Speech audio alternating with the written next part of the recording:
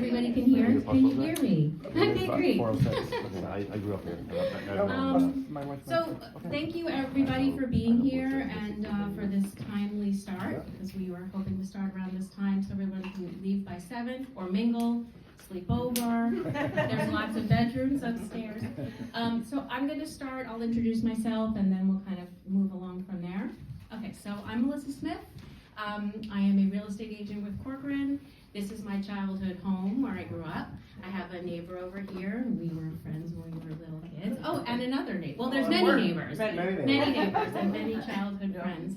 But it's very appropriate that we're having this conversation about navigating kind of a move after you've been in a place for a long time. As my parents are going through that right now.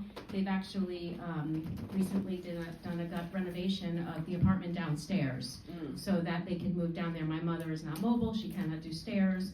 She's currently in a senior living facility, but she'll be able to move back and go downstairs when she returns in a couple months. And if anyone's interested, I might be able to bring you down there just to see what they did, because in these brownstones, a renovation like that, it's a big project, especially when you're making the spaces wide enough for wheelchairs and a walk-in shower. So it'll be a lovely way for them to stay in this house for now and still live comfortably. So that's my personal story, but I am going to attempt to talk from a professional perspective because that's why we're here. However, first, before I get into the real estate side of things and kind of how you move from one space to another, Melissa is going to talk a little bit more about your finances and your assets and kind of making some choices. Yeah? Okay. All right. Thank you for that, Melissa. And we're going to have a little movement here. It'll be a dance. The plan is whoever speaks will stand. Yeah.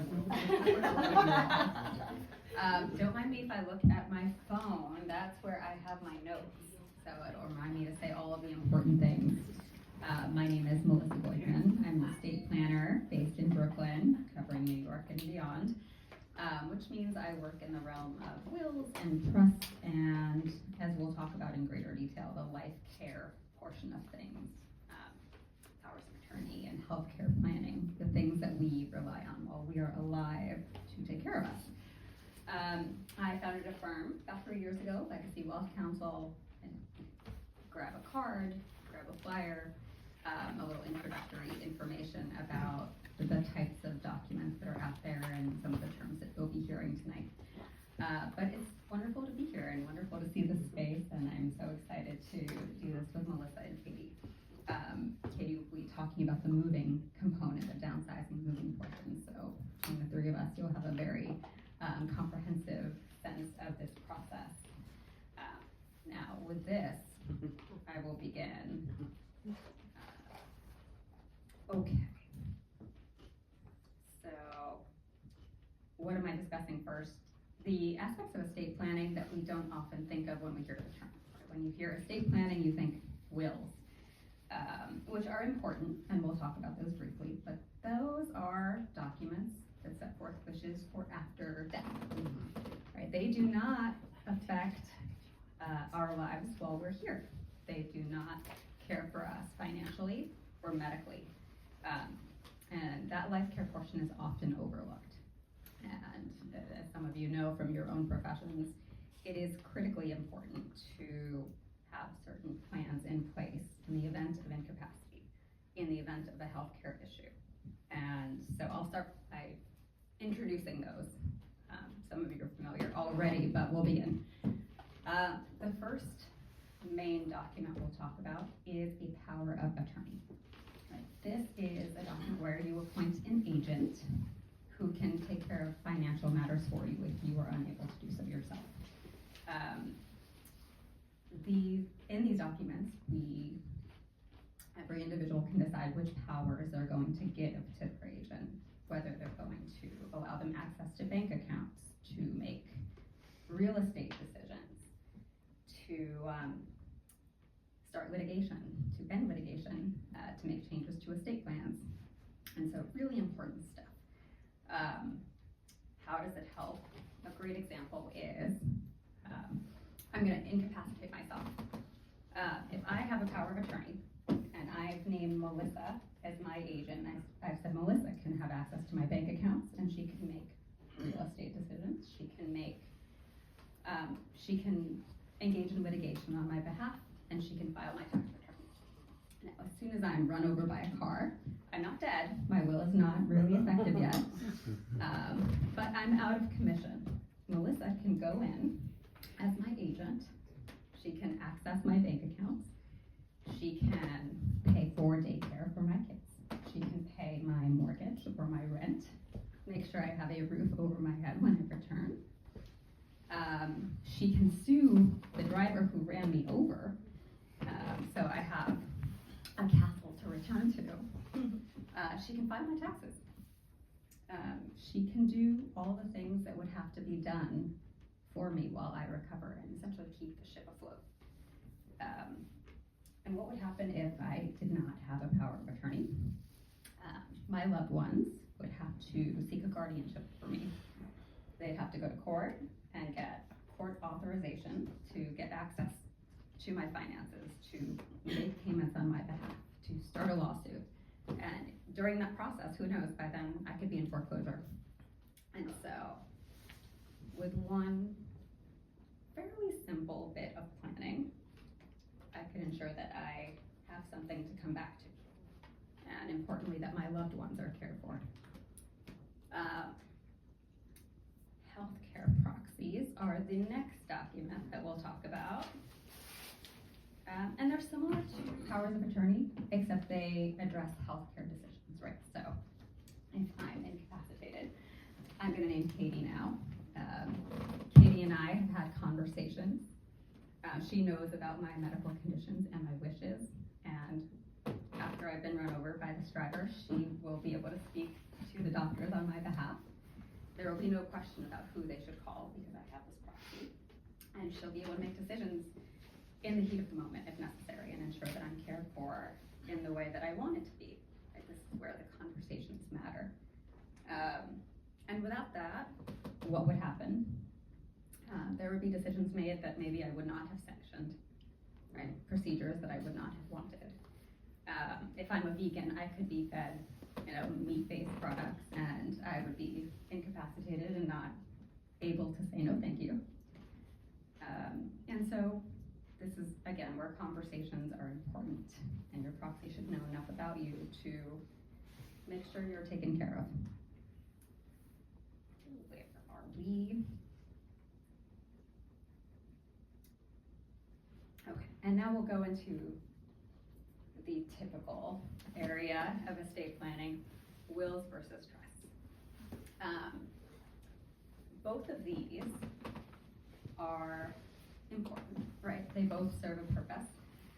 Wills, as we noted, come into play after we're gone, and they are sets of instructions.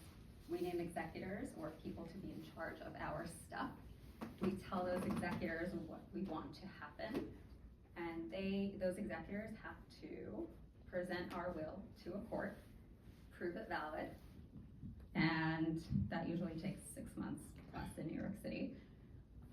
It's publicly filed, and then they do what they're told, right? So this can take anywhere from 6 months to however long, assuming there's no conflict. If there's conflict in litigation, even longer.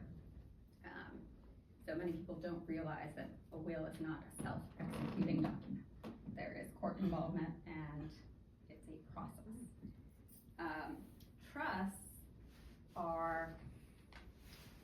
they're not self-affecting documents, but they're in effect as soon as they're signed, and they can serve us while we're alive. Like powers of attorney, they can be great incapacity planning tools. So, with a trust is essentially an agreement. We name a manager to take care of our assets, whatever's in the trust. That manager is called a trustee. And the manager has to follow the instructions in the trust. This is useful both when we are alive, we're incapacitated, and after we're gone. And what the trust can do is avoid the probate process, because whatever we put in the trust no longer has to be overseen. That transition no longer has to be overseen by a court because we've already done the work. So essentially we front load a probate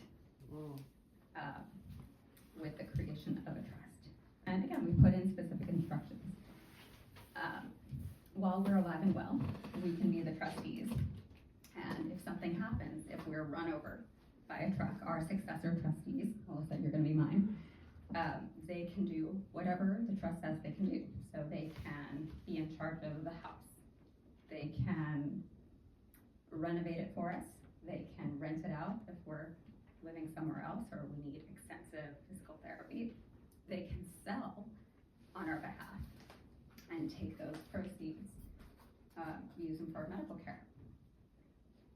If they do none of those things, then the trust assets stay where they are. Ideally, I recover. And then in the long term, when I'm gone, the trust avoids probate.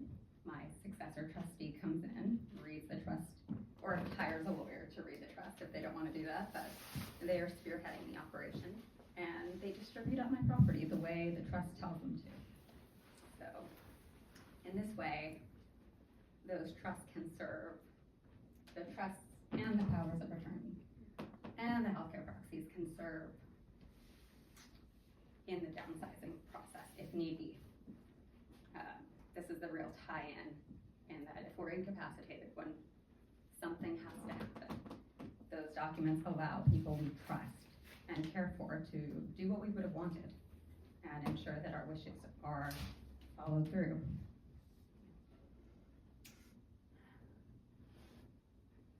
I have a great summation for you all.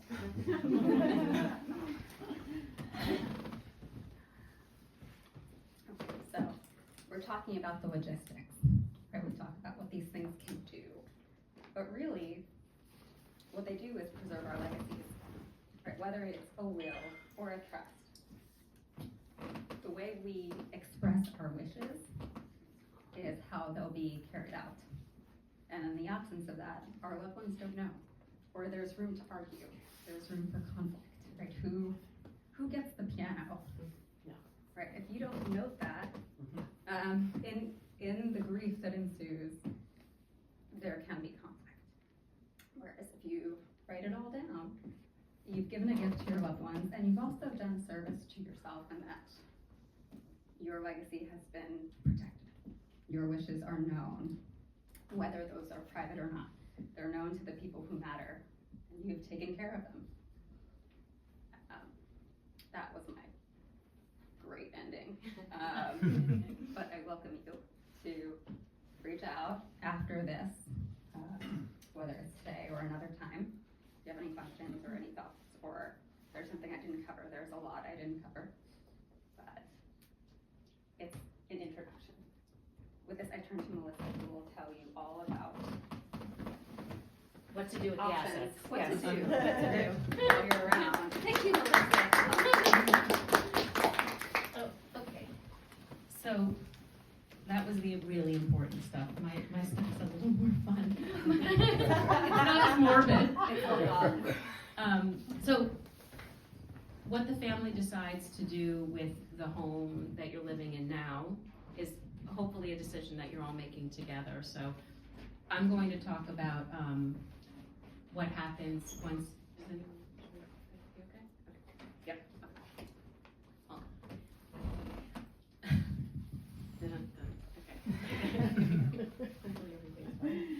Okay.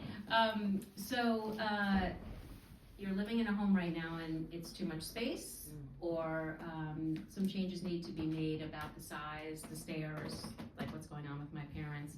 So I'm gonna just kind of talk about options. These are all pretty obvious, I think so, but maybe not. It's what I do all of the time, so it's might not be something that you're thinking about all the time. So we'll start by talking about those two main options, which is to sell or to rent. And let's just, for the sake of argument, let's just talk about these brownstone neighborhoods where we live and where we play. So as you all know, and anyone who's invested in these neighborhoods, awesome job. You did really great, congrats. So now when you're living in a space, it's too big, you wanna make a change that still feels comfortable for you.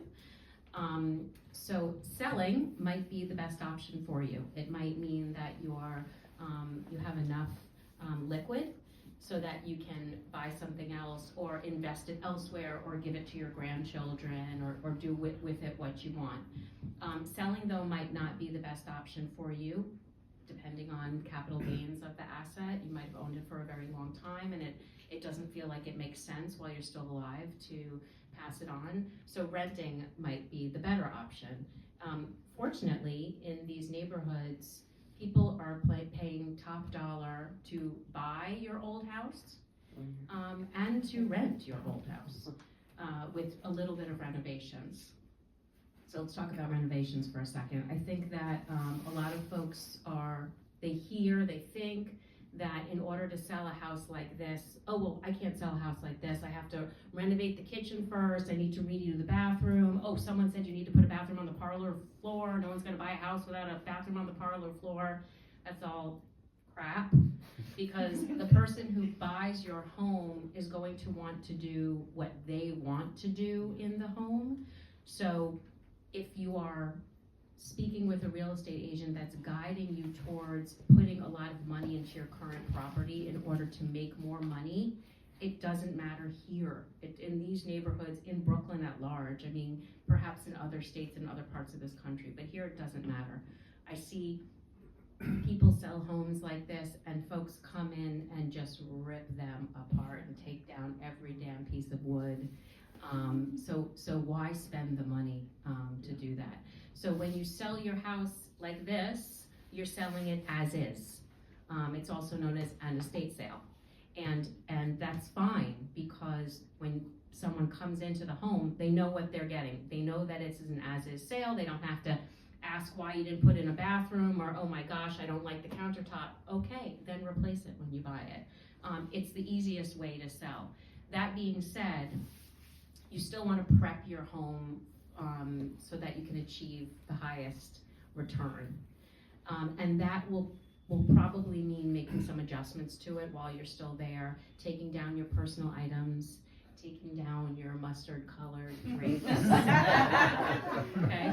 that have been there for 50 years. Because you want buyers to come into your home and immediately feel like they can live here. You don't want them to feel like they're visiting you. That's like a real nuance, I think, that people don't catch. So I don't want to see your pictures. I don't really want to see your blue wall. If everything is white, then it's a clean slate for me. I mean, leave all the beautiful woodwork, but those little, and they're not expensive, those minor adjustments that you can make to your home, that's what's going to draw somebody in, because they can see the possibilities. I can live here. The other thing, if you decide to sell a home, and this is an apartment or a townhouse, you would want to hire a home inspector to give you the truth about what's really going on behind the walls, in the basement, on the roof, because any educated buyer is going to ask you all of those questions, and it's just going to delay the process. And it could eventually even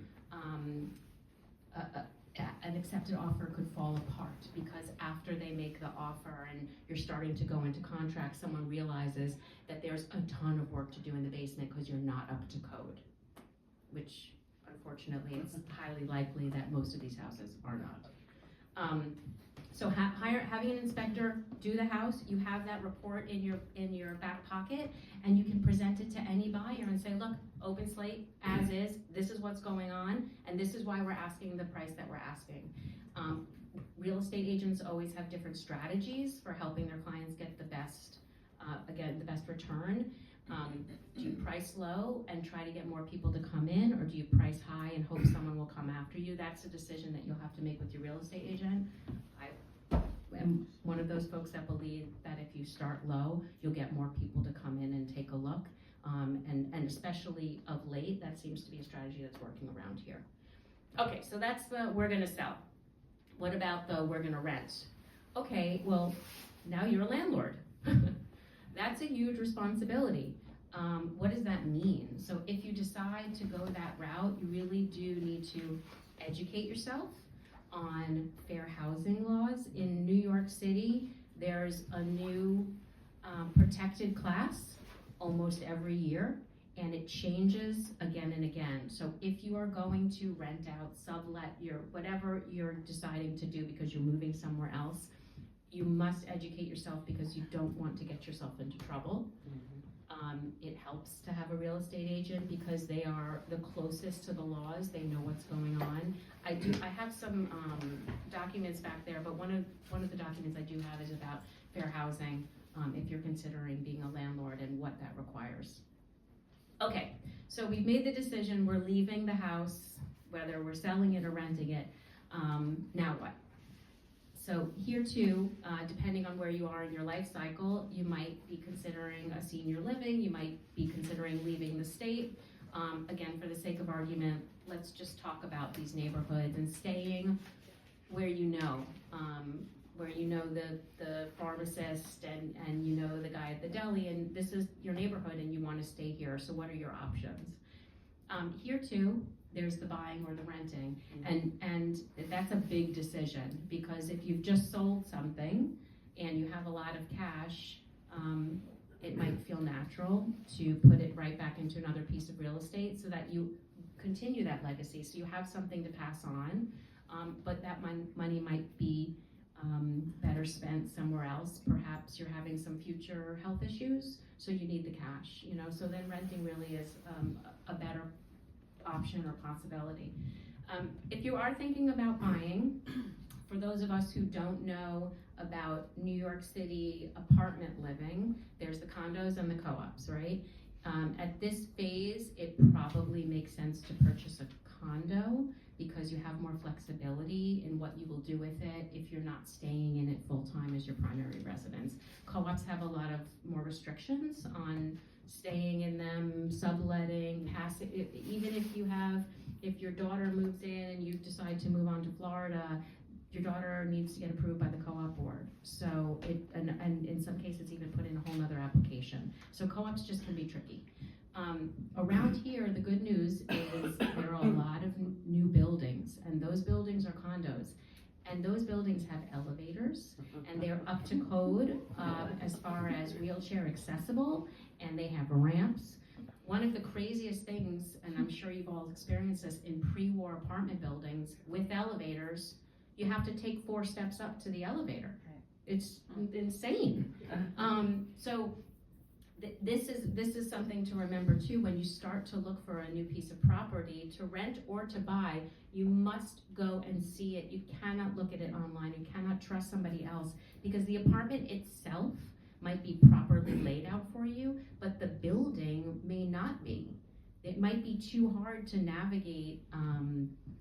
I remember at one point my parents were considering looking at something else, and we went and looked at one of the apartments by the Ansonia, and on 12th Street. They're beautiful, but in order to get to your apartment building, you have to walk like a quarter of a mile, like once you get into that terrain. And we walked, my father was like, oh, no, this is never. So it's really, really important for you to go and see things live, and give them a test run.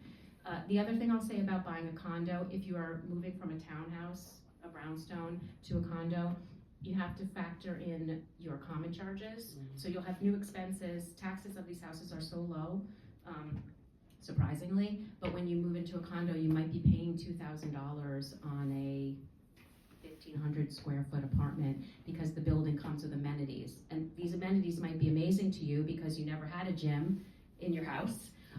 But if you don't need it, those common charges and those amenities might just be a waste of money. So there too, you want to really look into it. I think that is mostly what I wanted to say as far as the selling, the buying, the renting. The most important part, I guess, outside of making a decision on the finances and if you're going to leave and how you're going to leave, is what the hell you're going to do with all your stuff, which I think prevents people from doing any of this. I know.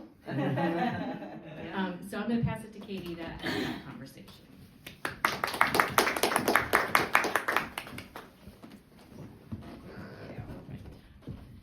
Thank you, Melissa and Melissa. And I'm Katie Hustead. My company is Paper Moon Moves. And before I get into my company, I was sitting here like nodding the whole time because my husband and I own a co-op about 7 blocks from here, and we've had it for 20 years, and we love it. It's great, but we I should say me, not we. I really wanted modern amenities, and I was tired of the hot summers with the window AC and everything. So I did what Melissa was talking about. We are in we're in a rental actually over in Prospect Lefferts Garden, brand new. We're the first people in our apartment. And I gotta tell you, from the other side, it's really nice. The elevator's great. We got our washer dryer in the kitchen, and we got the AC and the heat and all that stuff. So I love Park Slope. I love our co-op. We haven't sold it. We haven't decided what we're doing yet.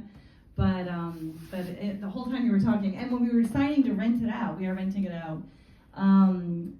For 5 minutes, I thought I would do it without a broker, and then I was like, no way. I didn't want to get stuck in trouble, against the law, whatever I was doing. So we got a broker, and it was a very smart decision. I didn't know you at the time, but it was a very smart decision and made the whole process much better. And it actually, you're concerned because the people renting have to pay the broker fee, and you're like, oh my God. But it's, the rental market's really good right now, and so it didn't seem to matter that there was a big broker fee. But anyway, this is all an aside. What I'm really here to talk about, like Melissa mentioned, is the stuff in our homes. And so my husband and I have owned Paper Moon Moves for 15 years, and we have a small staff, including Jake, who's back there filming this tonight, and 9 other employees. And what we do all day, every day, is we go through people's belongings and help them for whatever the next step of their life is.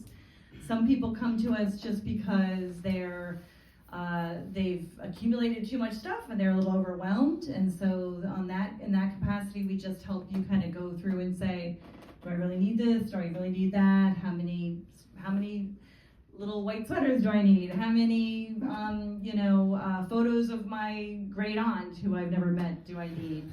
How many sets of china? And we go through it all. The staff just like patiently helps people cultivate their belongings and figure out what is really, not to use the trendy term, but what is really bringing you joy, and what has just there because it's been there for 40 years and you've never had to move it before.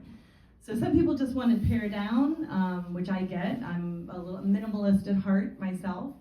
And then a lot of people need to move, or they want to move.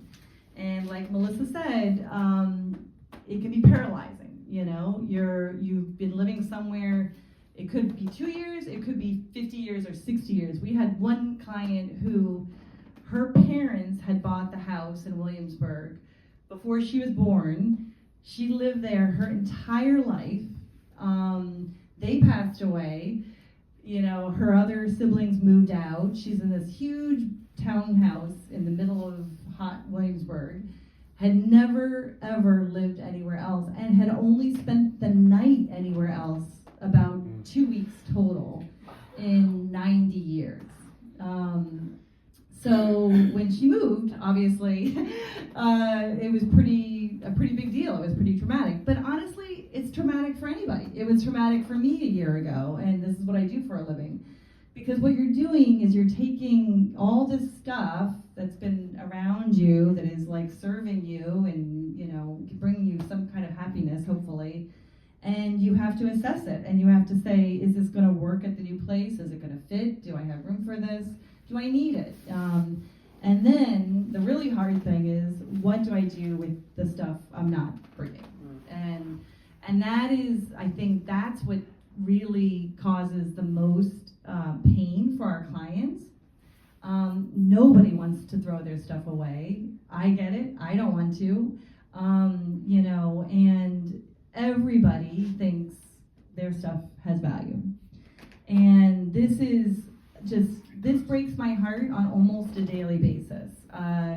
We do sell stuff for clients. We work with Sotheby's, we work with Doyle, we work with Capsule. These are all auction houses. We work with Bottoms and Stair.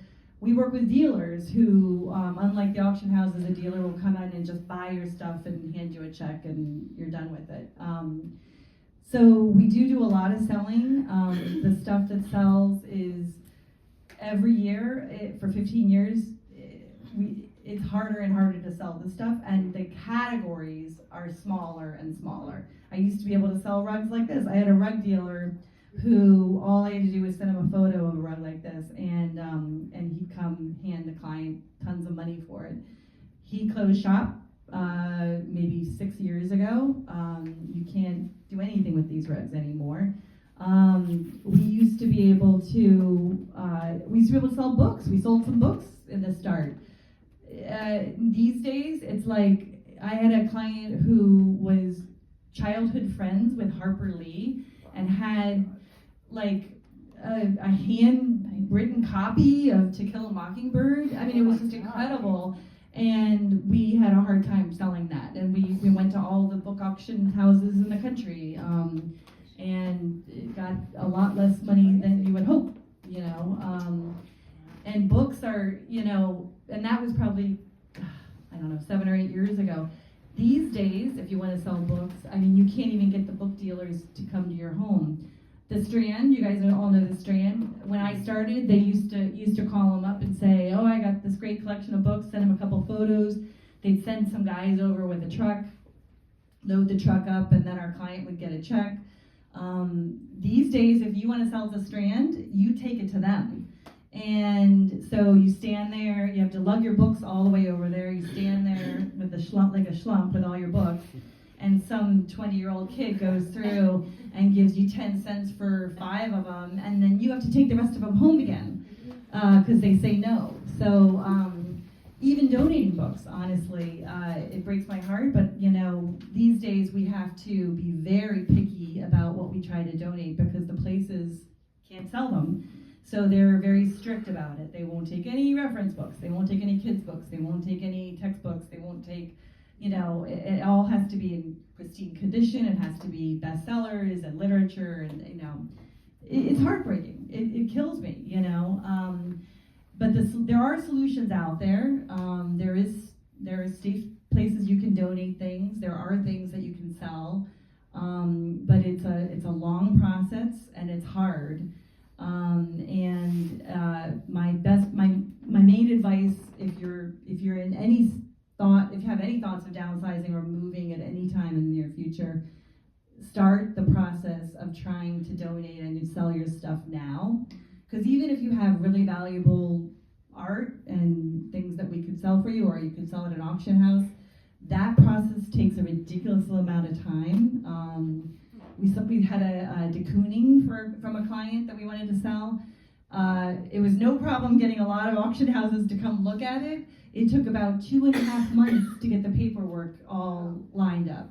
So, you know, what happens to the de Kooning in those 2.5 months when the house is being sold? You don't want to put it in storage, you know, you don't want to throw it in the back of a closet. The auction house can't take it yet because the paperwork's not signed. It's complicated. And that's why our industry even exists. The industry is called senior move management. And I'm just curious, has anyone here heard of this?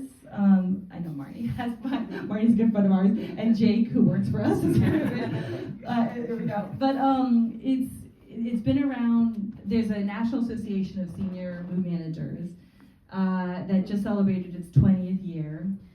And so that's pretty new for an industry, and there are about 1,000 members in the country. They're all independent companies like ours. We just go to the association for like our insurance and training and that kind of thing. They have a wonderful conference every year where we learn a lot of stuff from other move managers. But 1,000 companies in the country is not a lot, and in New York City there's less than 4 that are actually based here in New York City. There's a number that are based in New Jersey or Long Island or Connecticut and work here a little bit, but New York City is another beast, as we all know. We live here and love it most of the time. So it's got the whole process of, you know, it used to be so much easier to sell your stuff, donate your stuff. It used to be so much easier to move. We have one of our movers here from Liffey tonight, and we have wonderful move partners, but if we didn't know them personally, I would be terrified to move. You know, it's daunting. You don't know what happens if something breaks. You don't know what if the cost could change. I mean, and so a lot of our clients haven't moved in 30, 40 years, and they're just like, the thought of even calling a mover is terrifying. It's just gotten, it's gotten so hard. And then at the very root of it, just going back to sort of the key component is, it's your stuff. You know, you love this stuff. Even the stuff you don't love, it's your stuff. And, you know, either someone gave it to you, or you inherited it, or you bought it, or you saved up for 20 years to purchase something. And it's everything in your home. It's a reflection of you. It's, yes. Sorry, I mean, this sounds like almost too late if you're moving. Do you two work together? Because I feel like a lot of planning trust and what happens to your stuff can't be decided necessarily when you're moving. So does it make sense to do this process together when you're estate planning, especially if you have a decooning or Right. Yeah. If you have, so with with the stuff in your home, anything that's like high value, you obviously, you know, a decooning, for example, or, you know, anything that's worth more than, I'd say, $4,000 or $5,000, you would want to have appraised, and you want to have extra insurance for it, right? So, because if you, like, you know, say this whole floor were flooded or something, and I called, you know, Melissa's dad called up and said, well, you know, I want $20,000. He has to be able to show why he has $20,000 worth of stuff in here. And if there's anything of high value, you can put a lot of value on, like, just regular old goods, right? I can say I have $5,000 worth of clothes or whatever, and they won't question a lot of that. But if you're going to say a large amount of money, especially for a particular object or two, that has to have a written appraisal to back it up. So, but as far as, like, I mean, you need both because pieces. I'm just saying, you're passing it on to your loved ones. Yeah. Then if I'm incapacitated, to know that your industry exists, and then to make decisions on stuff that they don't even know about. Just an idea. No, it's a good point. And also, it's like, we work with estates as well. Like, about 40% of what we do is empty out estates after someone passes away. So no one's necessarily moving, but we walk into a home and we're like, no one knows what's there. You know, sometimes it's like, we've had a lot of clients where they're not that close to their relatives, and suddenly there's a cousin in Kansas who's like in charge of the whole thing because they happen to be the executor, or they're the only living relative and the state appoints them the executor. And so you're looking around and, you know, you're starting at ground zero. You don't know what all this stuff is. So it's absolutely, you know, like, everyone should be sharing this information with their loved ones, or an official estate document. Not just when you move. Exactly, not just when you move. So yeah, I mean, that's kind of, I think I've covered most things. Mostly, I just want to say, if I have you're, a question. Yeah. How far in advance should you start? Like, if you're really like, we're going to move in 2025, well, you're going to say start now. Well, so 6 weeks is like, most clients call us 6 weeks before they move. And that doesn't sound like enough. it can be done. It can be done if you have a lot of support, you know, like, if you're doing it on your own, you probably want to start sooner than that, but we can get it done in 6 weeks. But what I always say to people, like, people are always like, well, I'm gonna devote this Saturday to, like, I'm gonna go through the whole basement this Saturday. I'm gonna go down there with a bottle of water, and I'm not gonna come out until I'm completely empty the basement. And I'm like, okay, that's never gonna work. You know, you're setting yourself up for failure. B, it sounds horrible. I mean, like, what an awful way to spend a Saturday. So, like, what I always say is, like, try to break it into chunks. And so, like, if you're going to do that, you want to plan well in advance, because you want to have these chunks of time, and put it in your calendar. So, like, you know, I'm going to spend 2 hours on Tuesday from 3 to 5. I always tell people, just, like, put it right in there and give yourself a little reminder. And then when it's 3 o'clock on Tuesday and you're timer goes off and it's time to sort the, the downstairs linen closet, you leave your phone behind, turn the TV off, and you go and you just do it for 2 hours, and then you come back and you have a cookie or a glass of wine or whatever, or watch bad TV, whatever makes you happy, like you have some sort of reward in the near future. And just like break it up into those chunks, because if you try to do it all at once, it's overwhelming.